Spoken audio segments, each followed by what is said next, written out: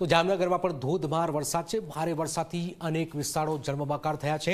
જામનગરના ward number 1માં પાણી થયું છે। પાણી ભરાતા સ્થાનિકો હેરાન પરેશાન થયા છે। 80 થી પણ વધુ મકાનોમાં પાણી ભરાઈ ગયા છે। આપ જોઈ રહ્યા છો જામનગરમાં ધોધમાર વરસાદ। આ વોર્ડ નંબર 1માં પાણી ભરાઈ ગયા છે। પારાવાર મુશ્કેલીનો સામનો પણ કરી રહ્યા છે।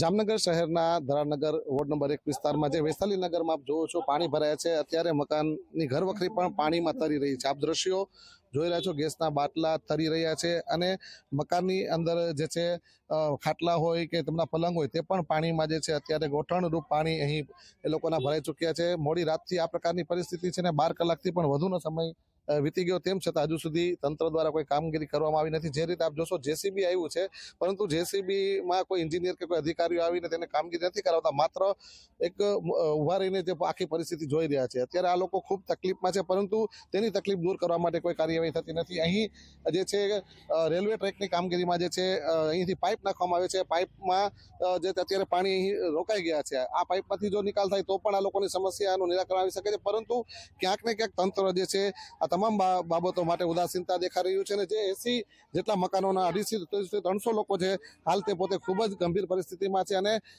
મુશ્કેલીનો સામનો કરી રહ્યા છે। તેમ છતાં હજુ સુધી તંત્રની આંખ ઉઘડતી નથી ને એક પણ અધિકારી ફરક્યા નથી। મુસ્તાક દલ, ઝી 24 કલાક, જામનગર।